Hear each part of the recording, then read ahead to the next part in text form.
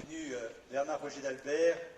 Permettez-moi tout d'abord, au nom du conseil municipal, de vous souhaiter à tous la bienvenue pour l'inauguration de cette esplanade qui dorénavant porte le nom de Bernard Roger d'Albert. Bernard a été maire de 1983 à 1997. Vous imaginez bien sûr que c'est bien sûr avec beaucoup de plaisir, mais surtout une grande émotion en présence de son épouse Claude et de ses enfants que nous vous accueillons aujourd'hui pour honorer la mémoire d'une figure emblématique de notre belle ville de Caluire-et-Cuire, Bernard s'étant éteint en février dernier. Si nous avons choisi de donner le nom de Bernard Roger d'Albert à ce lieu, c'est parce que la ville de Caluire-et-Cuire, telle qu'elle est aujourd'hui, doit énormément à son action et à sa détermination. Il est impossible en quelques minutes d'en faire le tour. Parmi tout ce qui l'a animé, c'est d'abord son amour pour Caluire-et-Cuire et les Caluirards, ainsi que son œuvre à son service en tant que conseiller municipal, puis adjoint, de 1965 à 1983, et enfin comme maire de cette ville qui lui doit tant. Ses mandats de conseiller régional et général de Caluire-et-Cuire et de vice-président de la Courlie, l'ancêtre de la métropole actuelle, y ont également contribué. Je ne l'oublie pas, et surtout les Caluirards ne l'oublient pas.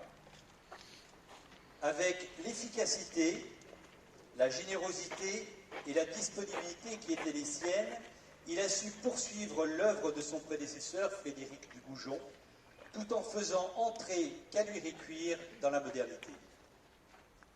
Caluire-et-Cuire et ses habitants lui doivent tant que nous avons choisi, en accord avec sa famille, de lui rendre un hommage officiel et durable en donnant son nom à la remarquable esplanade de l'Hôtel de Ville. Cette esplanade reçoit notamment les moments forts et de partage qui rejoint et qui permet à la totalité de la population d'avoir des moments de communion.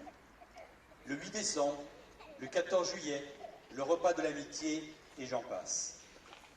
Cet hôtel de ville que Bernard Roger d'Albert a conçu, imaginé et porté avec le projet du déménagement des services municipaux et de la bibliothèque municipale dans la Maison des Frères, pour en faire ce lieu devant lequel nous nous tenons aujourd'hui et que chacun connaît, et c'est une des plus belles réalisations que Bernard a pu réaliser.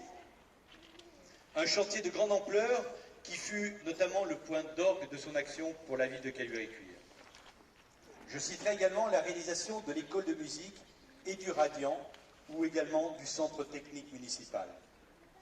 C'est encore lui qui est à l'origine notamment de la création du bulletin municipal, du restaurant d'enfants et de la cité scolaire Élie Vignal, ainsi que des aménagements de la voie verte et de la montée de la boucle, de la rénovation du quartier de Saint-Clair, de la création du parc des sports de la Terre des Lièvres, ainsi que de la piscine municipale. La liste, bien sûr, n'est pas exhaustive. Sans jamais le considérer comme une fin en soi, Bernard, dit l'enfant de Vassieux, accessible, disponible et soucieux d'abord de servir Caluire-et-Cuire et son pays, a mené une longue carrière politique avec humilité et sérieux, toujours fidèle aux convictions profondément enracinées qui n'ont jamais cessé de l'habiter. Cette mission d'intérêt général, il a toujours refusé d'y voir un métier ou une carrière. Il l'a vécu comme une forme élevée du service de ses concitoyens. Ancien parachutiste, la notion de service lui a toujours été naturelle. Il a marqué notre ville de son empreinte et de son action déterminée et fidèle aux convictions qu'il habitait. Ce qu'il a laissé en héritage aux Caluirards est remarquable et nous devons lui rendre cet hommage pour que son action lui survive, que les valeurs qu'il a portées et défendues se transmettent et que son souvenir ne nous quitte pas. Merci Bernard, les Caluirards vous doivent tant. Je vous remercie.